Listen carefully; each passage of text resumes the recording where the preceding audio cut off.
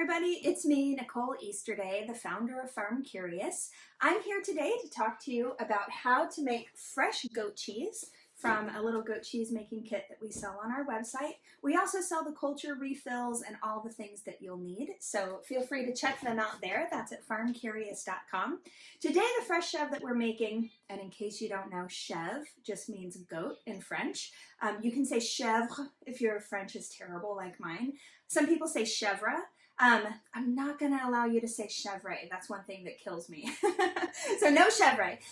You may know me from teaching in-home cheesemaking classes at FARMcurious.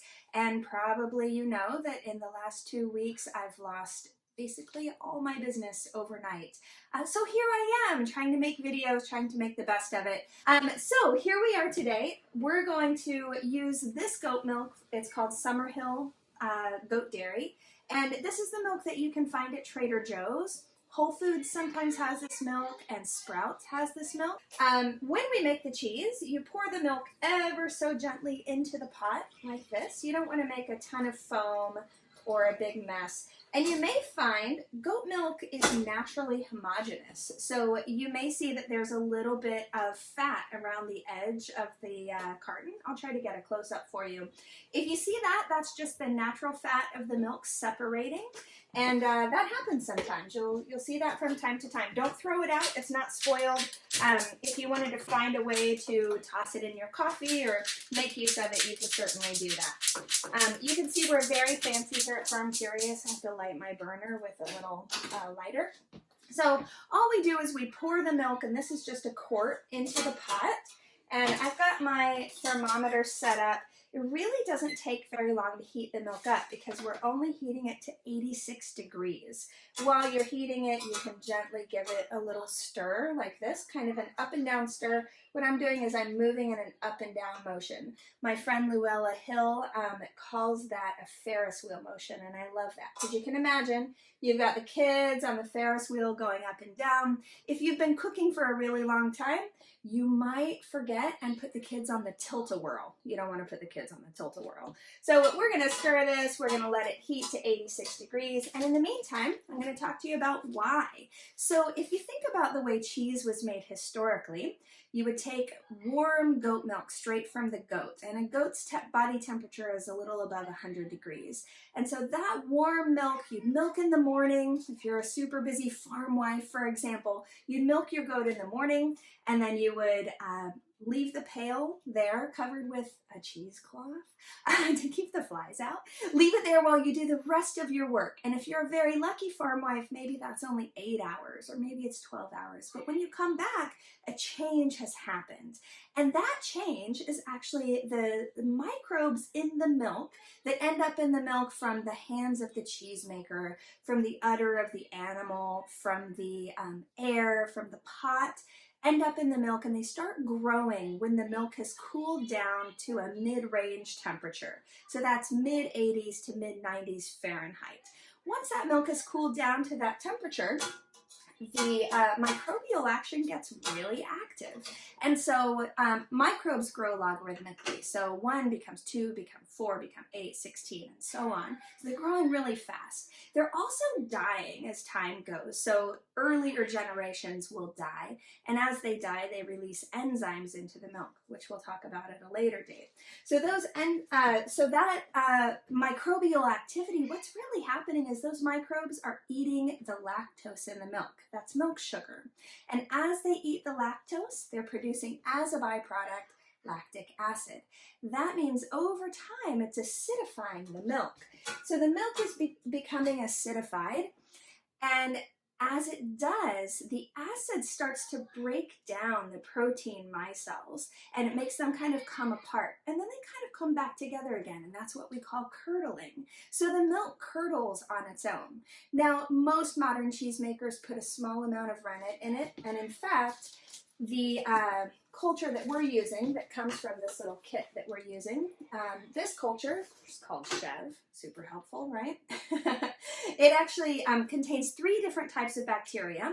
So the first ingredient is lactose. That's just like the little raft for the microbes to ride on. And then it contains S. lactis, S. cremoris, and Biovar diacetylactis. Easy for you to say, right? So those three things are the cultures that have been hand selected to give the mouthfeel, the aroma, and the flavor and texture of a really good chèvre. The final, and you may recognize a word if you're a curd nerd, Biovar diacetylactis. So diacetyl means buttery flavor, or you might hear people say diacetyl. So when you see that, you know it's going to have an incredible buttery flavor to it. The final ingredient, Microbial Coagulant enzyme. That's rennet. That's the coagulant that's going to help pull those curds together. After they separate from acidification, they start to pull back together and curdle. So in our scenario, when you left your farm milk out to cool down, that microbial action got really busy. The curd separated, and then people learned that they could separate the curd from the whey to get actual cheese. In our scenario, because we're starting with cold milk from the grocery store, instead of letting our hot milk from the animal cool down a bit, we're actually going to warm the milk up to 86 degrees, a nice temperature where a culture, this category of cultures is mesophilic. That means it likes middle temperatures. So 86 degrees is a perfect middle temperature. Once we get to 86, which we're nearing very rapidly, or maybe not quite so rapidly, by the way, heating should always be low and slow for milk. You always want to be nice and slow, nice and gentle with the milk. So when we get to 86 degrees, we're going to sprinkle our little packet in, and this packet is going to mimic what would have been the natural activity of the natural bacteria. So once we get there, we'll put this in, and I want to tell you a little something. These packets, inside of the little envelope, there are 5 packets inside. Each packet will treat an entire gallon of milk, but as you can probably see, we're only using a quart of milk. So what I'm going to do is measure a very carefully separated amount of milk. I'm going to turn the heat off a little before 86 because it's going to stay on the burner or on the hot stove, and I know that it'll come up a little bit more. So I'm going to show you the very carefully measured amount of culture I'm going to add, like that. Very carefully measured, right? If you're a scientist out there, that just drove you crazy because you're wondering why I didn't measure more carefully. My dog might make a appearance in the show, by the way. Obviously, the health department is totally into this type of cheese-making operation. So we're going to let that culture sit on the surface. And the reason I just sprinkled a small amount in is, one, I've done this before. Wouldn't it be funny if I hadn't? If I was just like, I don't know, this kit says to put some culture in. I've done it before. But also, if you actually wanted to use your microgram scale and separate the culture out into 4 equal parts, you'd actually do more damage by giving it access to the moisture that's in the air than you would by just eyeballing a little bit. So eyeball about a quarter packet if you're doing just a quart of milk, which is enough to make a nice little cheese tower. And then after about 2 minutes of letting that culture, which is a really fine powder, rehydrate, we're going to stir it in that same up and down motion that we used before. And then we want to set this pot aside with a lid on it, completely undisturbed for the next 12 to 20 hours. So that seems like a long time and also a long range. What I like to tell people is start this. Wait, you guys are all sequestered at home, so I don't actually have to tell you this part. Once life returns to normal, if you have a Monday through Friday job, you would start your cheese on Friday, 7 p.m. or so when you get home from work. We're in the Bay Area. That's when people get home from work. If you're somewhere else, maybe you're home at 5. So start the cheese at 7 p.m. and 12 hours would take you to 7 a.m. the next morning, Saturday morning. And then somewhere between then and 2 p.m., you'll be ready to move to the next step. And I'll show you what it should look like when your milk has coagulated, and you'll know what the next step is. But this is going to sit basically undisturbed overnight without anybody bothering it. So I'm going to set mine aside here. When you get to Saturday morning, you're going to come and take a look at it and see if it has changed at all. And it probably will have by then. The range is because at 72 degrees, this cheese will take exactly 12 hours. I don't know about you guys, but my house is never exactly 72 degrees, certainly not for more than 15 minutes at a time. So if your house is colder, especially in the winter time, it'll take more time for those microbes to create the same amount of acid, so you might go up to 20 hours in the winter time. In the summer, it might even be a little shorter than 12 degrees. Maybe sometimes I might do, 12 hours. I might do 10 hours sometimes in the summer. So that ranges to account for different temperatures in your room. And if it makes you feel any better, there's not this magic moment when your cheese your curd has set and your cheese has to be attended to right now. So you don't have to put your Nest Cam on it and check it every hour. I usually wake up in the morning, I'll look at the cheese, it's ready to move to the next step, and I'll make a coffee and I'll take a shower and I'll get the kids fed, and then I'll come back to the cheese and deal with it then. So it's not like there's a crucial moment where you have to move to the next step. I've been making this particular cheese for about 10 years and I can easily tell you there are very few ways to mess it up, so don't worry about messing it up. There is one thing to keep in mind when you're buying milk. The goat milk that we're using is pasteurized, but it is not ultra-pasteurized. And that's really important. Ultra-pasteurization is heating the milk at a really high temperature for a very short period of time.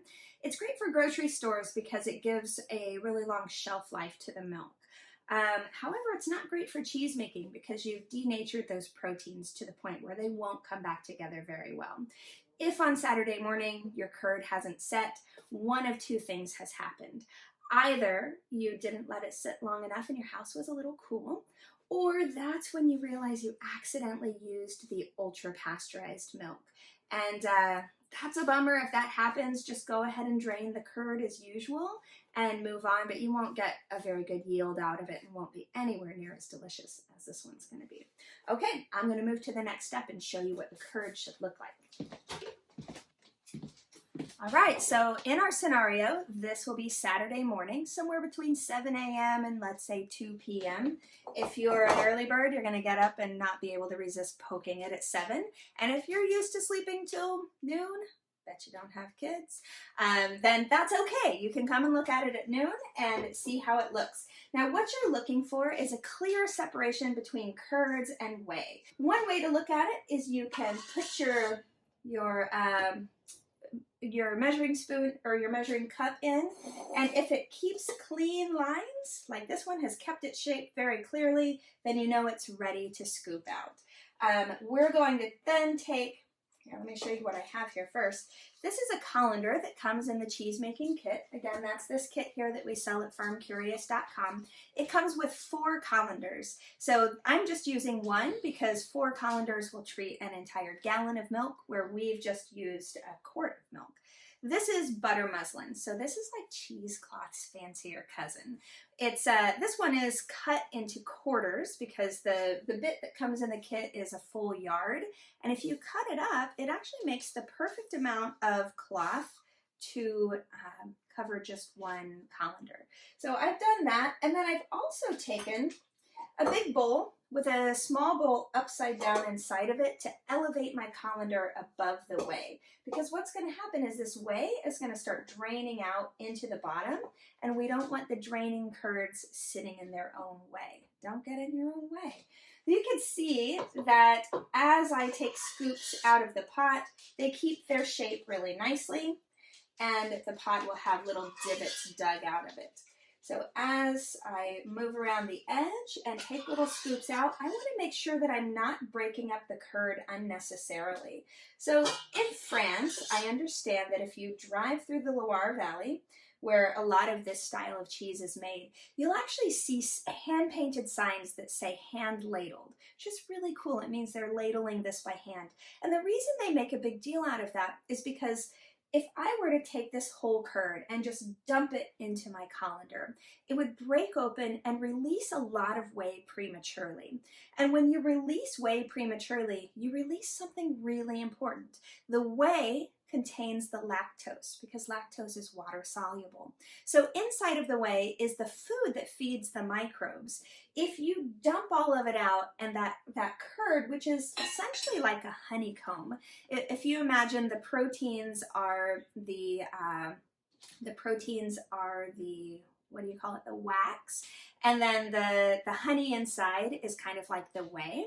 So if you have that honeycomb and you break it into a million pieces, it releases all the honey. In this case, you'd be releasing all the whey, and that would take with it the lactose, which is the bacteria food. If the microbes don't have that food to consume, they will stop producing acid. And when they stop producing acid, that affects the flavor and the texture. So that's why you don't want to just dump this whole thing into a big colander. You want to put it in here really carefully. Also, the shape of the colander makes a big difference because it allows the curd to drain very slowly. This butter muslin actually serves as a wick. So you don't want to use normal cheesecloth because the normal cheesecloth doesn't have this fine weave like this has. You want to use butter muslin because it'll wick whey away from the draining curd, and that's really important.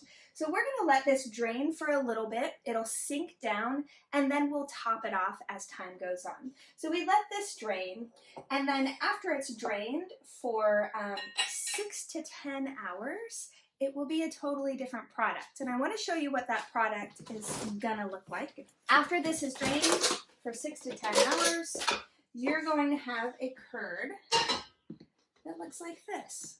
So you can see this looks a lot like goat cheese at this point. We'll put it in the other camera and see if you can get a look at it. So this goat cheese is actually ready to be moved to the next step. So we're gonna take that goat cheese and pour it out into a bowl, and it keeps this nice little shape, which is funny because we're actually just going to crush it up with our fork. At this point, the whey has drained properly, the cheese has acidified properly, and now we don't have to be quite so gentle with the curd. So I'm going to grab a fork. Here's my fork, and we're just going to smash it down.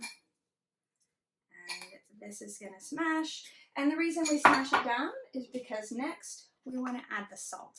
And again, you know I like very careful measurements, so we're going to do 1, 2, 3 Nicole pinches of salt. The reason I joke about how much salt to add is because it depends very much on what type of salt you're using, and frankly your personal taste. So some cheeses, it really matters how much salt you add because you're removing whey by adding salt to the cheese. But with this cheese, adding salt will expand its lifespan a little bit, but most importantly, it's going to make that flavor pop. It's going to bring out the flavors that you don't taste before it's salted. So what we're going to do is just mix this up with the back of the fork, kind of mash it down like you would clay or mashed potatoes, and then you can taste it and see if it's salted enough. I've done this about 10,000 times, so I know that my 3 Nicole pinches are going to be perfect. But if you're new to this, you might put a pinch in, mix it up, taste it. I know the burden falls on the cheesemaker to taste your cheese all the time. Sorry to inform you. Then you'll add another pinch of salt, stir it up, taste it. So goes the job. So once you've got it all stirred up and looking and tasting really delicious, then you can actually pack it back into the colander if you want to make it a pretty shape. So what we're going to do is take this colander. I like to use a little soup spoon. You know, it's kind of flat on the bottom. And then we will do just 1 scoop at a time, put it in the bottom of the colander, and push it in there really well so that the cheese starts to come out of the little holes in the colander. You're really trying to avoid air pockets. So press it in there really well, avoid those air pockets, and then do another scoop. Press it in nice and tightly, kind of move it around. You could be a real bricklayer here until you have all the cheese. And this, by the way, is about how much a quart of milk will make. So you can see that it makes a nice size little tower. Once I've got all the cheese in there, I'm pushing this cheese down, and I'm going to even out the top like this. I hope you can see it in the other camera.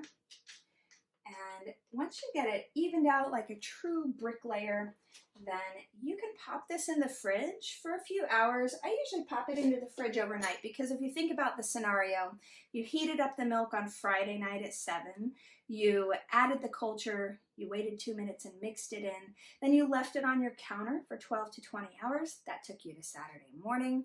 On Saturday morning, you had your curd, you scooped it out and let it drain. That took you 6 to 10 hours to Saturday night. That's when you're going to do this step.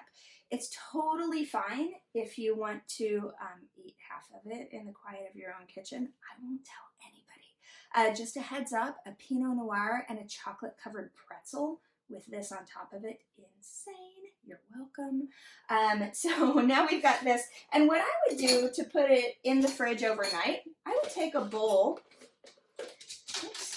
similar to what we have here, and I would just leave it in here. So it would have a chance to drain like that. Additional whey will come out of it. Let it drain a little bit overnight, and then in the morning it'll be easier to pop out because it'll be cold and it will have lost some of its whey.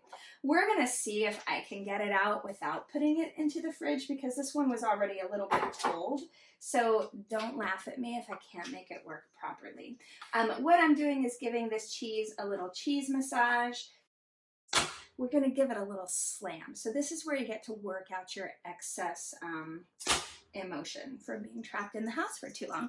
After you slam it, this is the ticket right here. I've always wanted to shake something on the internet. So give it a little shake. And that back and forth shake, hey, not bad, huh? That back and forth shake will release the curd from the edges. And you know what's nice about this? This one was a little bit ugly. It could have been nicer looking for sure, but it's very forgiving. You obviously washed your hands before you started this. And I'm gonna make a video on how to wash hands. I know it exists already, but I've been saying this for years in my classes. No one knows how to wash their hands. I wanna see you do it right. So check out that video at a later date. So you wanna reform this cheese, and since you've washed your hands, then you know that you're using clean hands to form it. And then comes the fun part. This is where you get to be so creative. You can put anything you want on the top of this cheese to make it pop. So I'm opening up a space this summer probably with the Castro Valley Marketplace in Castro Valley. We have a space in Berkeley already where we teach our cheesemaking and fermenting classes. But one of the other vendors in the space is Oaktown Spice Shop. And Oaktown Spice Shop makes amazing spice blends, and one of my favorites is their herbe de Provence. It's absolutely delicious, but they also have Aleppo chili, and if you've never had Aleppo chili, it's one of my favorite spices ever because it gives you the flavor of chili without too much spice. It's got a wonderful flavor to it. So we could do either one on the top of this, but I'm feeling in a chili mood. Sorry kids, this is Mama's cheese. We're gonna sprinkle a little bit of that chili over the surface, and you'll probably make a little bit of a mess, but that's okay. So sprinkle it over, and I don't know if you noticed, but I put this cheese on the inside of a lid from a little takeout container.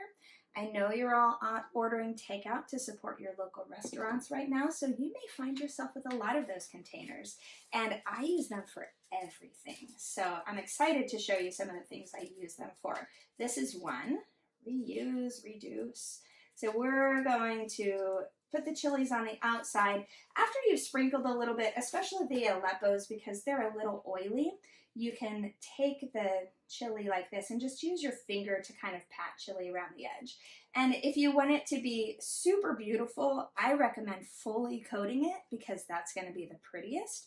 If you're trying to take it easy on the people who are going to eat it, you don't have to fully coat it.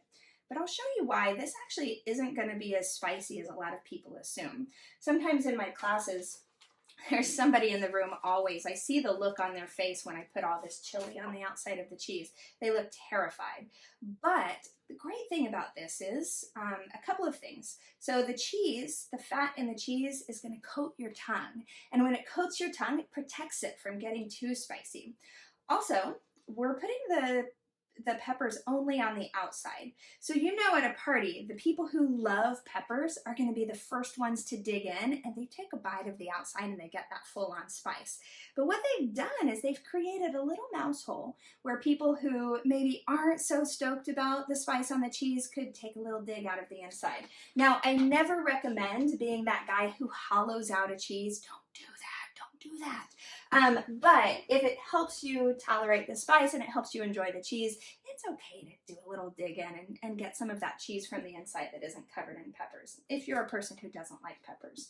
So now that we've got this cute little cheese tower here, we're going to take the bottom part of the takeout container and make a cheese dome. This is one of my favorite little tricks. I thought I invented it, and I mean, I did invent it, but then I started working at a cheese shop and I realized that, oh yeah, they do it there too. So I invented it for myself, but I wasn't the only one who was clever enough to come up with it. So we've got this little cheese dome, and this will store the cheese in your refrigerator, so it won't absorb the smells of anything else that might be in your fridge. It'll protect it. If it falls out of the fridge, things in my fridge get packed in pretty tight. If you push on one side, everything falls out the other side, especially nowadays. Then it could stay protected. I have it on good authority that if you're on the highway and this is sitting on your front seat just like this, and let's just say it's 880, so you know you're going to slam on your brakes. This flies off, it hits the dashboard and falls onto the floor, and you can't retrieve it until you've gotten to whatever party you're going to. It stays in really good shape. Trust me. Ask me how I know this. So once you get to your party, because I know you're going to want to take this to entertain people once the shelter in place is over, which it will be eventually, it will be. In the meantime, you're going to take this time to learn all these amazing new skills and impress your friends. So then you'll take you'll wash your hands first when you get to your party. You'll take the dome off the top, and then maybe you've brought a little cutting board or something. Put your cheese right on there. Do you see how I just picked it right up? So there it is. And you know you're a baller, so you're not just going to take this spicy cheese. You're also going to take honey. So this is honey from my friend Jessa, who was so generous and let me take a little bit of honey from her hive. Well, I didn't take it, she gave it to me. We're going to drizzle a little bit of honey over the top. And remember how we were talking about the spiciness before. So when you put the honey over the top, that gives you the sweetness that's going to make your mouth water. You'll salivate, and that'll help wash some of the spice out. And something really magical happens when you get that sweet and the spicy and the salty plus the fat of the cheese together. It really, really is heaven. So, so delicious. I definitely recommend trying this combination. Speaking of combinations, there's so many other things you can do. So I want to talk about that in another video because it's a lot to cover. But for now, here's one idea. You can pack the outside of the cheese with herbs or with peppers or whatever you like, drizzle it with honey, and there you have it. Homemade cheese from scratch at home.